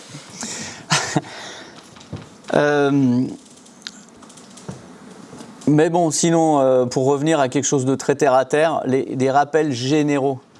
Là, on va dire que je suis plus un babos et que je suis plus un libertaire. Mais dans l'ensemble, si on est tout seul dans notre coin et qu'on va se fracasser la gueule tout seul dans notre coin, c'est notre problème. Le truc est qu'on est bientôt 50 ou 60 000 en France et qu'on est tous en train de partager les mêmes spots, que c'est pas nous qui avons ouvert, que c'est pas nous qui gérons, etc. Donc globalement, les règles, elles nous ramènent à des choses assez basiques. La licence et l'assurance. Bon, la licence, c'est oui parce qu'on participe à un commun où c'est pas nous qui avons ouvert les spots, éventuellement, par exemple. L'assurance, c'est si on cause des dommages à autrui, et éventuellement on est bien content qu'on vienne nous chercher quand on a fait une erreur. Alcool stupéfiant, c'est comme ça, hein, c'est la loi. Le côté voler bourré, voler bien, voler plein des années 80, ça marche plus trop. Ça marche plus trop bien. Ça marche plus trop bien. Donc globalement, c'est bien d'avoir la tête claire quand on vole, pour soi et pour les autres. J'aurais jamais cru, il y a 20 ans, j'aurais jamais cru que je dirais un truc pareil, mais bon, c'est comme ça. Dans le Cantal, on aime bien dire c'est déjà perché, tu peux pas le percher plus. Ouais. Le respect d'une manière générale. Le respect des autres, des terrains, des autres, des endroits, etc. quoi. En fait, un petit peu de respect entre nous, ça serait plutôt cool. Donc les propriétés privées, la réglementation aérienne, les consignes locales des différents sites. Au sol, des espaces dégagés et une attention à ce qui se passe aux autres. Les zones de décollage et d'atterrissage dégagées, pas faire chier le monde, quoi, globalement, et pas se foutre au milieu pour gêner les autres qui sont, eux, en train d'avoir quelque chose à faire, quoi. Les zones de pliage, des choses comme ça, c'est du basique, mais globalement, c'est quand même la base, c'est du bon sens, quoi. Ça fait sourire parce que, en tant que moniteur pour Gaël et pour les présidents de club, c'est des choses qu'on est obligé de faire redire sans arrêt. Ah, mais oui. C'est pénible, quoi, tu passes pour le con du coin. C'est clair. Et c'est dommage de passer pour le con du coin parce qu'en fait c'est pas le rôle d'un élu de club, c'est pas le rôle de de faire de la police municipale, quoi. En fait c'est pas le but. Quand tu t'impliques dans la vie associative, c'est pas pour te transformer en flic ou en dictateur, hein. C'est pas ça le but, hein. Bref. Les phases sensibles et déco et les latéraux, donc etc. Limiter les runs devant les déco et les latéraux, comme on disait. Garder des marges. Plus il y a de monde, plus on fait attention, en fait. Donc en fait, si on est dans des espaces dégagés, qu'on est tranquille dans son coin, on va travailler le posé de stab, des choses comme ça, ok. Mais on va pas le faire devant de l'écho quand il y a 25 pilotes qui attendent, ou quand il y a du monde, ou quand tout le monde est stressé. On va pas rajouter du stress aux autres, etc. On est dans des sports à sensation et effectivement, il y a une notion, le commun c'est bien, mais il y a une notion, c'est l'ego. Et l'ego, ça fait partie des facteurs humains, on apprend ça dans le parapente autant que dans toutes les autres disciplines. L'ego, on va essayer de se le maîtriser aussi un petit peu, quoi. Bah oui, et puis alors tu rajoutes Instagram, YouTube et tout ça, et effectivement c'est un peu la porte ouverte à des tas de choses incontrôlées ou des dérives, etc. Mais c'est très humain finalement. Et on n'est pas là je suis pas là moi pour critiquer quoi que ce soit. En fait, c'est juste que en tant que pilote, on a une responsabilité aussi. Je pense qu'il faut le dire. On a une responsabilité d'exemple aussi. Parce que quand la petite fille de 7 ans, avec son papa, sa maman, ils viennent sur un décollage et disent « Ah, c'est beau le parapente et tout », c'est moins beau hein, finalement, c'est moins joli, ça donne moins envie d'en faire. Ou alors, même s'il n'y a pas de bobo, ouais, espèce d'enculé. Non, ça marche pas non plus, ça leur donne beaucoup moins envie de le faire. Dixit, un cas très concret d'il y a une semaine en arrière. Voilà, ça arrive tout le temps, mais il y a un moment, faut qu'on... Enfin, je sais pas... La petite, elle avait 7 ans, elle dit « Je n'aime pas du tout cette situation. » Bon, on s'en va. C'est pas cool, quoi, à la base. Il y a juste petit point sur les rétextes, moi j'ai halluciné. Alors je sais pas si c'est parce que je pratique de plus en plus et que je fais de plus en plus de parapentisme, mais rien que cette semaine, j'ai 4 connaissances qui ont eu un accident. Il y en a 2 à qui j'ai demandé ce que vous avez fait un rétex, les 2 m'ont dit non. C'est un truc anonyme et je vous encourage tous. Moi aussi ça m'est arrivé, je me suis scratché une fois et j'ai pas fait de rétex, mais je le dis quand même. c'est ce que tu as mis là, en fait, les retours d'expérience.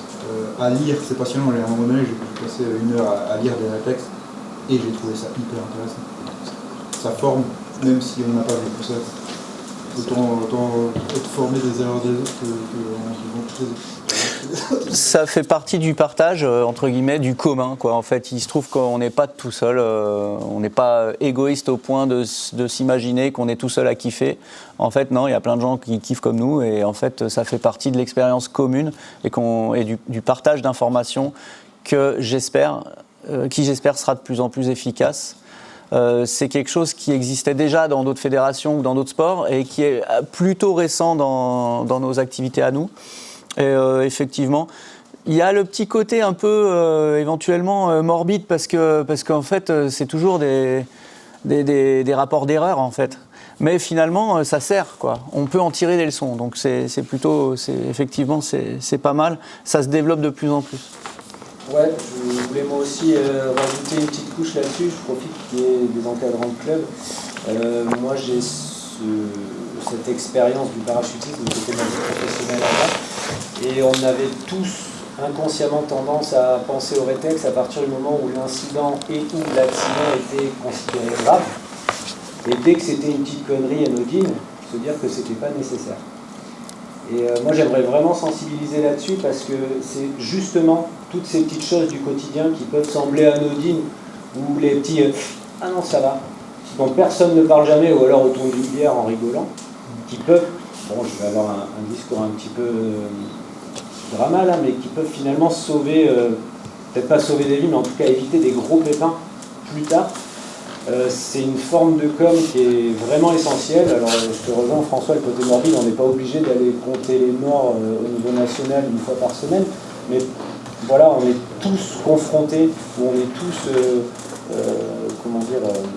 sujets à des petits incidents, quasiment, très régulièrement. Enfin, je pense que personne dans la salle n'est capable de dire qu'il n'en a pas vu dans le mois qui s'est écoulé, parce qu'on vole tous régulièrement.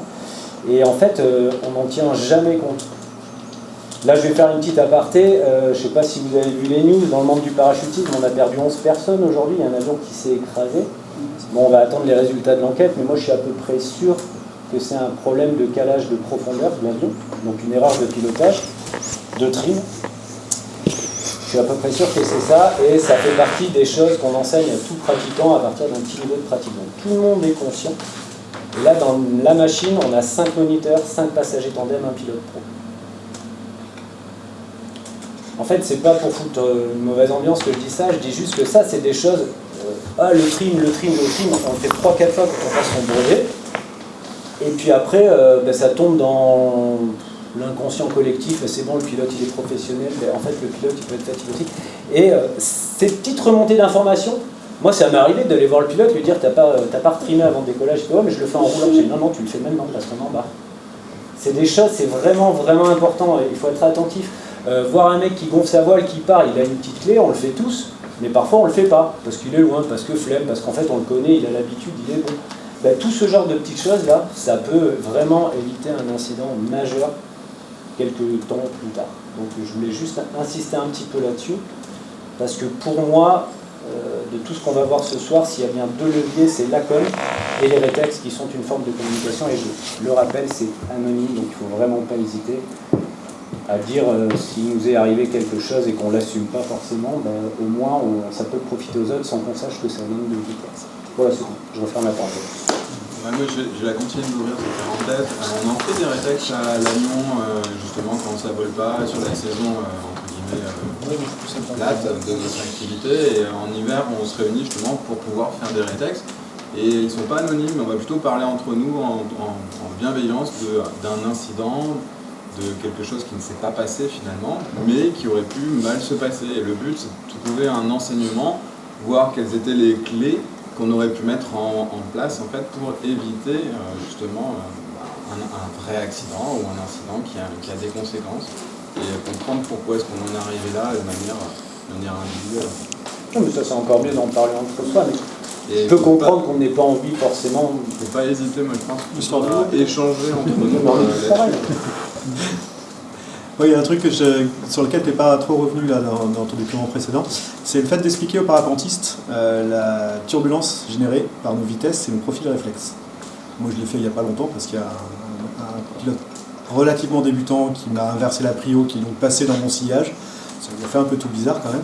Mais c'est vrai que beaucoup de parapentistes qui ne sont pas encore intéressés au parakite ne sont pas conscients de ça. Alors ils ont peur de moi quand je passe en biplace en général parce qu'ils savent qu'ils vont en prendre une. Mais en parakite, tu mets à peu près la même avec une 16 mètres carrés alors que c'est vrai que c'est pas intégré encore et c'est vrai que j'ai fait l'impasse au fur et à mesure quand ça passait. C'est vraiment notre rôle de faire de l'éducation là-dessus, hein, de prévenir les gens autour de nous que quand tu me vois passer, viens pas me serrer quoi. Ouais, effectivement, et avec les petites ailes de speed riding et de speed flying, c'est un petit peu la même chose, la vitesse de déplacement, même si les ailes sont plus petites, ce type de voile-là, en général, ça fait des traînées qui sont assez fortes. Vous vous rappelez, on a tous éventuellement le souvenir d'une vidéo où il y a un hélico qui passe au loin et dans la minute 30 suivante, le parapentiste il s'en met une énorme. Quand on disait tout à l'heure, c'était marqué, c'est vrai que je l'ai pas dit. Il faut imaginer nos trajectoires et donc nos turbulences de sillage comme si c'était des turbulences de sillage d'avion et essayer de les imaginer dans l'espace. Même si le vent va les pousser, les faire disparaître assez rapidement, surtout quand on a des voiles qui volent lentement. Éventuellement, ça peut faire. Quand on voit le nombre de personnes qui sont dans un espace restreint à la dune du Pilat, on se dit, bon, bah, dans l'ensemble, ça va. Mais effectivement, les parakites, si tu fais bien effectivement, ça se déplace déjà plus vite. Ça se déplace sur une utilisation en 3D de l'espace qui est plus importante. Et effectivement, bah, avec cette vitesse-là et tout, ça génère des traînées plus ou moins fortes. Donc, quand on disait tout à l'heure être compréhensible, voir et être vu pour être lisible, pour que les autres puissent lire ce qu'on est en train de faire, il y a aussi cette notion d'espace à prendre en compte en disant putain, il vient de passer là, ça sert à rien que j'y aille tout de suite, quoi, par exemple, ou des choses comme ça, quoi. Et aussi dans notre pilotage, c'est-à-dire que je ne vais pas faire une ressource devant le nez du gars parce qu'il risque de se la bouffer ou des choses comme ça. Je vais évoluer différemment pour pas faire peur aux autres. Globalement, d'une manière générale, donc on revient sur des avantages et des inconvénients, c'est-à-dire que dans l'apprentissage, c'est un petit peu différent. La façon d'apprendre la gestion au sol de ces engins et tout ça, ou en l'air et tout ça, ça va être un petit peu différent.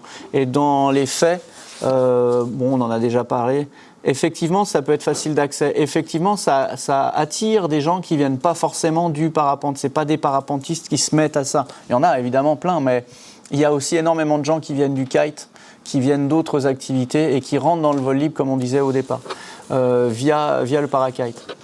Et donc, ces gens-là ont un manque de culture générale de notre milieu, et donc ils vont l'apprendre petit à petit. Et dans l'apprentissage technique, c'est pas forcément le même apprentissage, mais globalement, ils ont à intégrer des tas de choses qui font partie du vol libre en général. Quand on dit accident plus dramatique, bah oui, plus ça va vite, plus ça peut taper fort, effectivement, des choses comme ça. Plus on se croit indestructible, plus on va jouer derrière le bitard qui est devant et on va se prendre la turbulence parce que le vent a changé de 3 degrés et que rien n'est indestructible. On croit qu'on est indestructible, puis finalement on s'en met une tellement énorme qu'on ne peut rien faire et qu'on va se retrouver par terre. Sachant qu'en plus, le système de pilotage, on ne va pas pouvoir faire un gros pop de contre ou de réouverture comme on peut le faire sur des profils classiques en parapente parce qu'on n'a pas action sur le bord de fuite de l'aile. On ne va pas pouvoir faire un gros truc comme ça qui va réouvrir rapidement, etc. Donc en fait, avec ce système-là, notre façon de piloter, elle doit aussi être apprise d'une façon différente. Et surtout, du coup, dans l'anticipation. C'est-à-dire, le coin foireux, non, j'y vais pas. Parce que je sais que s'il m'arrive quelque chose, ça sera plus massif et j'aurai moins de capacité à réagir. Donc là, globalement, c'est ça commence à craindre parce que ma copine, elle va pas me revoir ce soir, quoi. Elle viendra me voir à l'hosto, c'est pas cool. Vous voyez, donc ça, c'est à prendre en compte avant. Du coup, on doit vachement plus anticiper dans notre pilotage quand on est en paracarte. Anticiper parce qu'on va plus vite, on se déplace plus vite, etc. Donc on doit anticiper plus, mais anticiper aussi vachement plus notre lecture du terrain.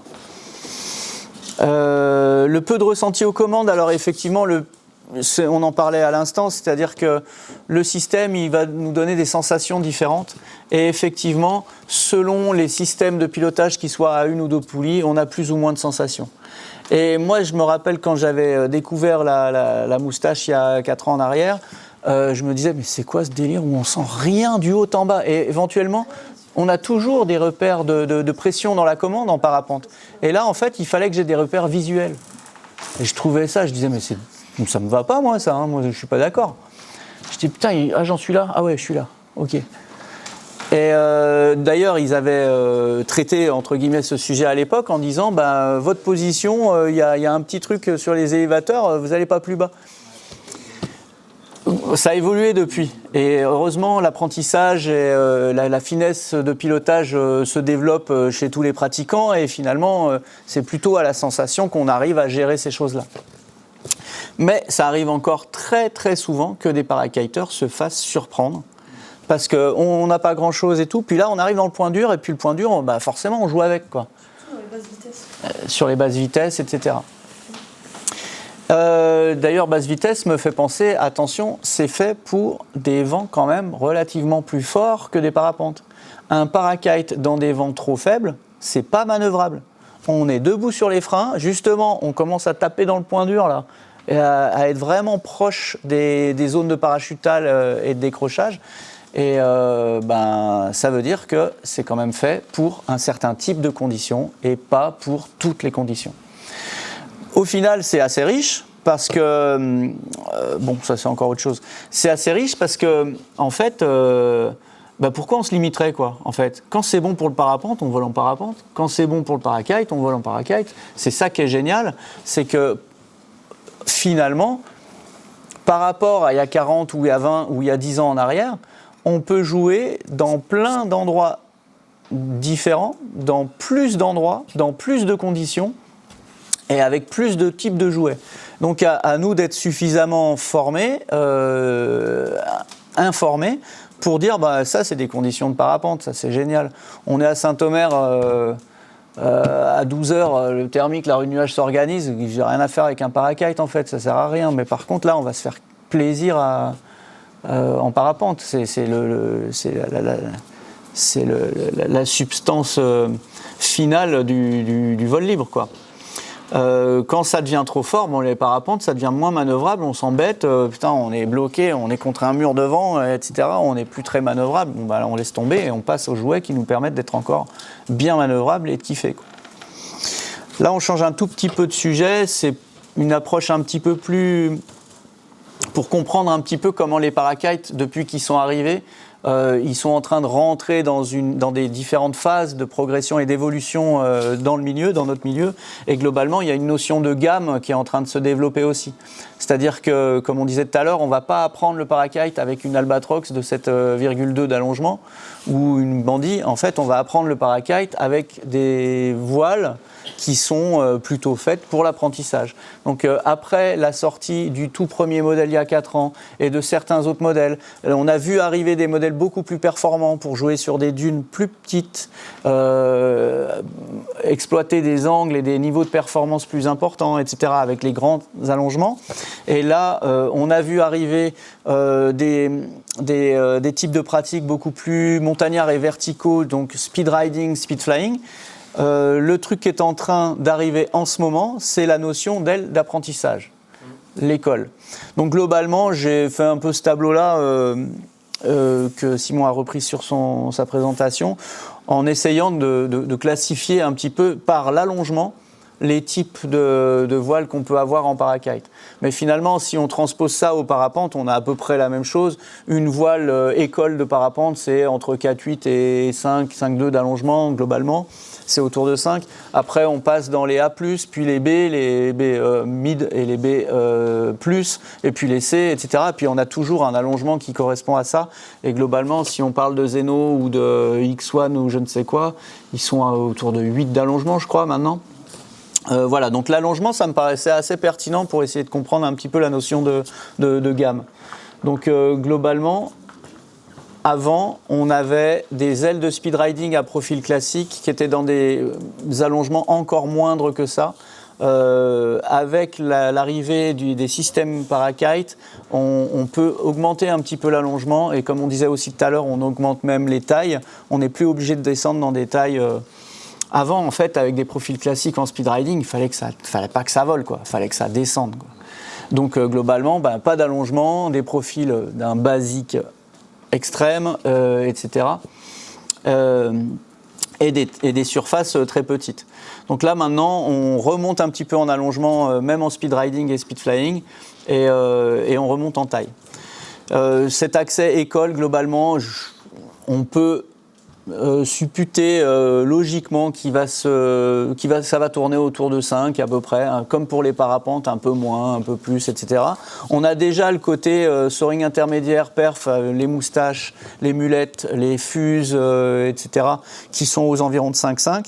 Et puis on a les voiles de haute performance, entre guillemets, avec des grands allongements qui montent jusqu'à 7. Les albatrox, les bandits, etc. Et finalement, selon les spots, c'est pas ce qui va être le plus pratique, mais globalement, quand on est sur des dunes en Belgique ou en Hollande ou au Danemark, des dunes très petites qui font 5-6 mètres de haut, ça devient vraiment kiffant. Ça devient vraiment utile. Utile et très... j'ai oublié le mot, mais très, très, très, très utile et super compétent, quoi, entre guillemets.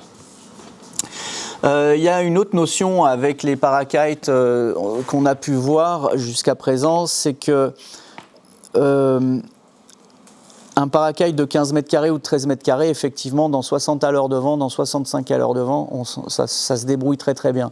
Mais par contre, plus le vent est fort, plus il faut des compétences techniques et de la réactivité et faire le bon mouvement au bon moment, etc. Le pilotage doit être fin. Ce qu'on voit, c'est qu'avec, entre guillemets, une démocratisation de ce type de voile, on commence à avoir des parakites de grande taille. Donc en fait, une aile école en parapente, ça va de 22, 24, 26, 28, 30. Et bien là, c'est pareil, en fait. Les voiles d'accès école au parakite vont nous ouvrir des tailles bien plus grosses. On va pouvoir apprendre le parakite avec des ailes de 26 mètres carrés, etc. La moustache existait déjà dans des grandes tailles, mais globalement, ça va se généraliser. On va avoir des parakites de 22, 24, 26 et éventuellement plus en mètres carrés. Ouais.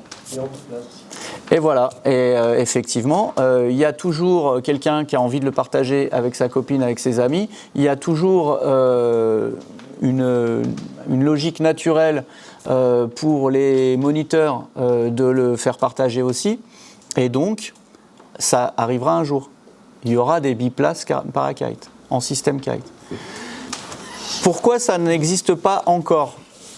Parce qu'en fait, il faut le temps que le design évolue, que le design s'adapte, etc. Et que surtout, je dirais même plus, en termes d'accastillage, en termes de mise en œuvre et tout ça, surtout quand c'est un professionnel qui va en faire 10 dans la journée, qui va décoller d'un endroit où il y a des vents forts et se reposer au déco dans un endroit où il y a du vent fort sur des sites côtiers, etc. Je pense que si ça prend un peu plus de temps, c'est pour ça. C'est parce qu'il faut pouvoir trouver les solutions qui soient pratiques et sûres pour les utilisateurs, notamment donc les professionnels. Voilà. Un parakite, on en a parlé, il y a du travail au sol pour apprendre à le gonfler, à le manœuvrer et pour décoller, se mettre en l'air, mais on n'a pas parlé de le retour au sol. On en a parlé un petit peu tout à l'heure, on a dit que ça se faisait beaucoup par le parachutage, mais même s'il y a un deep power qui fait que la voile va se débrouiller bien plus facilement qu'un parapente dans le vent fort, comment on fait pour affaler une voile dans le vent fort, surtout quand on a Monique avec nous, qui est là pour... La mienne aussi d'ailleurs, la mienne aussi s'appelle Monique, bref. Qui est là et qui est pas très sportive, qui est venue là pour se faire plaisir et qui fait 78 kilos et qui est pas ultra sportive, quoi. Comment on fait pour s'occuper de cette personne-là en totale sécurité quand il y a 40 à l'heure de vent? Donc c'est des choses comme ça qui font que l'arrivée des biplaces sera un petit peu plus tardive, j'imagine. En tout cas, c'est pour ça qu'ils sont pas encore là. Tu as vu le système que fait un néerlandais où il a des lignes qui sont... Il a juste une suspente. Je sais pas exactement où elle va, mais il tire dessus et son aile s'affale par l'avant complètement. Et du coup, l'aile ça devient un chiffon, quoi. Il n'y a plus rien qui tire. Je pense qu'en biplace, ça pourrait être utile. Je pense qu'il y a beaucoup de gens qui travaillent là-dessus. Sur des systèmes comme ça qui permettent de neutraliser la voile, d'être en sécurité, le pilote, mais aussi son passager. Je pense qu'il y a du monde qui bosse là-dessus. Hein. Il y a un autre truc aussi, il faut qu'à un moment donné, on puisse mettre les deux commandes dans une seule main pour potentiellement intervenir sur le passager, le faire s'asseoir, et là, juste se gratter le nez. Les commandes d'une manière ou d'une autre. Quoi. Ouais. Il y avait une main pour faire des images avec une GoPro aussi. Ah, c'est vrai qu'il y a la GoPro, mais à la limite, là, mon passager, c'est ma prio, tu vois. Il faut pouvoir l'aider à s'installer, etc. Des considérations générales, la forme du relief, le choix des sites, l'angle du vent par rapport au relief, etc. C'est des trucs qu'on rappelle, qu'on connaît déjà en parapente, mais quand même, ça me paraît... Ça, c'est un dessin de Hubert Aupetit qui date des années 80, voilà, qui avait même été repris dans le bouquin de Dennis Pagan, qui avait fait un bouquin sur le delta à l'époque. Mais on ne fait pas, par habitude, on ne fait pas assez ou souvent assez attention au fait qu'en fonction de la force du vent, l'effet sur le relief sera différent. En fonction du degré de travers, à peine 3 degrés de plus de travers droite ou gauche va changer complètement la configuration du spot, etc. Bon, ça c'est général à tous, parapente et parakite. Mais puisque en parakite, on est capable d'aller dans des vents bien plus forts, on peut aussi avoir des problèmes qui arrivent. Un peu plus concrètement dans des vents forts. Sachant qu'il y a un truc qu'on n'a jamais pensé utile de dire en parapente, parce que dans tous les bouquins d'aérologie notamment, c'est que au-delà de 60 km/h, la turbulence, elle est exponentielle. Donc on a déjà tous vu qu'à 50 à l'heure ou à 40 à l'heure, l'effet aérodynamique sur le relief, il n'est pas pareil. Plus le vent est fort, plus l'ascendance dynamique, elle va être couchée, écrasée, fragmentée, etc. Donc il y a un moment, il y a une force de vent où ça devient même carrément moins intéressant. Et c'est même moins sympa, quoi. Du coup, il y a ça. Mais en plus de ça, c'est quand même une règle qui existe depuis... les bouquins nous le disent depuis tellement longtemps, mais ça ne nous concernait pas en parapente jusqu'à maintenant. Au-delà de 60 à l'heure, la turbulence, elle est exponentielle. C'est-à-dire, je ne sais pas, vous connaissez évidemment, j'imagine, des tout petits spots avec des dunes assez basses et des anciens blocos et bunkers, des bouts de béton qui traînent sur la plage. C'est incroyable de se rendre compte que dès que ça commence à ouater un petit peu, le petit bloc de béton là, il peut nous foutre par terre, mais comme ça, quoi. Donc voilà, ça c'est un truc dont on peut se rappeler. Et ben voilà, on arrive, j'imagine que... Voilà. On rappelle que c'est fait pour du laminaire. On fait attention au changement d'axe. Plus le vent est fort, plus les turbulences le sont, etc., etc. Ça, on sait. Ça, on en a déjà parlé, le bord de mer, la montagne. Attention à l'aérologie en montagne. C'est vraiment fait pour de l'air calme et pour du laminaire. C'est pas fait pour autre chose. Parce que c'est bien que ces structures-là soient dites autostables, mais on a bien vu que quand ça plie, quand ça ferme massif. C'est pas un tiers de voile qui va tomber, qu'on va contrer, qu'on va rouvrir. Ça peut tomber de manière massive. Bref, à nous de le savoir.